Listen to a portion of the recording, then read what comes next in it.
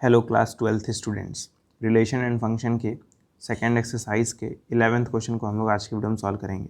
Question है let f from r to r be defined as fx equals to x का power 4, choose the correct answer. f is 1 1 onto, f is many 1 onto, f is 1 1 but not onto, f is neither 1 1 nor onto. कौन सा option सही होगा ये हमें बताना है, तुक्का नहीं लगाना है, सॉल्व करके दिखाना है। ठीक है, सोल्यूशन देखिएगा। जो हमारा फंक्शन है वो r से r डिफाइन है और फंक्शन है क्या, F X equals to X का पावर 4। ठीक है, मैं कह रहा हूँ आप एफ ऑफ -1 निकालिए। एफ ऑफ -1 निकालेंगे मतलब -1 का पावर 4 विच इज़ 1, और एफ ऑफ 1 निकालिए तो 1 का पावर 4 दैट इज़ 1। तो आप देख पा रहे हैं -1 का भी इमेज 1 आ रहा है, 1 का भी इमेज 1 आ रहा है, दो अलग अलग एलिमेंट्स के सेम इमेज आ रहे हैं। ठीक है, मतलब अगर ये आपका डोमेन है और ये को डोमेन है, डोमेन हमारा आर है, को डोमेन भी आर है, ये डोमेन है और ये को डोमेन है। ठीक है, तो डोमेन के अंदर -1 थे और 1 थे और को डोमेन के अंदर 1 था, तो दोनों का सेम इमेज मिल रहा है। -1 और 1 दोनों का इमेज 1 आ रहा है, -1 भी 1 से मैप हो रहा है और 1 भी 1 से मैप हो रहा है। तो अगर दो एलिमेंट का सेम इमेज होता है तो उस केस में फंक्शन 1 1 नहीं होता है। तो यहाँ से मैं लिखूँगा एफ इज़ नॉट 1 1। फंक्शन 1 1 नहीं है, फंक्शन जब 1 1 नहीं होता है तो F is many 1, F is many 1, function many 1 होगा। फिर 1 1 नहीं होगा तो क्या होगा, मैनी 1। तो देखते हैं कौन कौन सा ऑप्शन हट गया है। अब देखिए, फर्स्ट वाले में कहा था कि f इज़ 1 1, 1 1 तो नहीं है, तो पहला आ गया। सेकंड वाले में भी कहा है कि f इज़ 1 1, तो ये भी गया। थर्ड वाले में सॉरी, अब सेकंड वाले में कहा है कि f इज़ मैनी 1, लेकिन कहा है आगे ऑन टू भी है।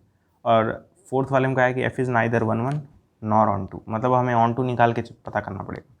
ठीक है, तो 1 1 है इतना पता चल गया, सॉरी 1 1 नहीं है इतना पता चल गया। अब देखेंगे ऑन टू है कि नहीं है। ठीक है, तो बहुत इजी है ऑन टू नेस चेक करना। कैसे चेक करते हैं कि हम लोग को डोमेन और रेंज को इक्वल दिखा देते हैं। अगर इक्वल आ गया तो कहेंगे कि है 1 1, सॉरी ऑन टू है, नहीं आया तो कहेंगे नहीं ऑन टू है। तो समझिएगा, जो ये सेकंड सेट होता है वही को डोमेन होता है। तो ऐसा मैं कह सकता हूँ क्या कि को डोमेन जो है वो हमारा, को डोमेन जो है हमारा आर है। रेंज निकालना मतलब होता है कि एफ एक्स की वैल्यू क्या क्या आ सकती है। रेंज मतलब एफ एक्स की वैल्यू क्या क्या आ सकती है।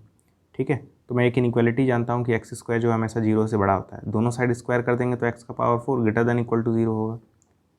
हम लोग ये इनइक्वालिटी पढ़े हैं। ठीक है, अगर आप मेरे वीडियो शुरू से देख रहे हैं तो आपको पता होगा कि जो एक्स स्क्वायर होता है वो हमेशा 0 से बड़ा होता है।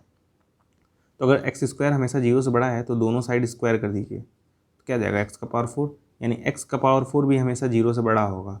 और एक्स का पावर 4 ही तो एक्चुअली में एफ एक्स है। तो ऐसा मैं कह सकता हूँ क्या कि एफ एक्स जो है वो हमेशा 0 से बड़ा होगा, कभी 0 से छोटा नहीं आएगा। और रेंज मतलब होता है कि एफ एक्स की वैल्यू क्या क्या आ सकती है। तो आप कह रहे हैं 0 आएगा या तो 0 से बड़ा आएगा, यानी क्लोज 0 से इन्फिनिटी तक, यही रेंज हो जाएगा। ठीक है, ये एक ऐसा सेट है जिसमें 0 से लेकर इन्फिनिटी तक के सारे नंबर्स हैं।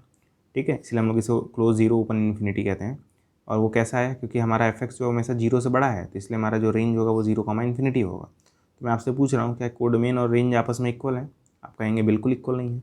ठीक है, आप कहेंगे कि जो कोडोमेन है वो इक्वल नहीं है रेंज के। और जब इक्वल नहीं है इसका मतलब F is not onto, function onto नहीं है। तो ये तो फंक्शन ना तो 1 1 निकला ना ही ऑन टू निकला, मतलब फोर्थ ऑप्शन सही है।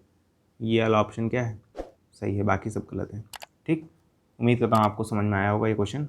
आज को बस इतना है, मिलते हैं अगले वीडियो में, तब तक के लिए गुड बाय।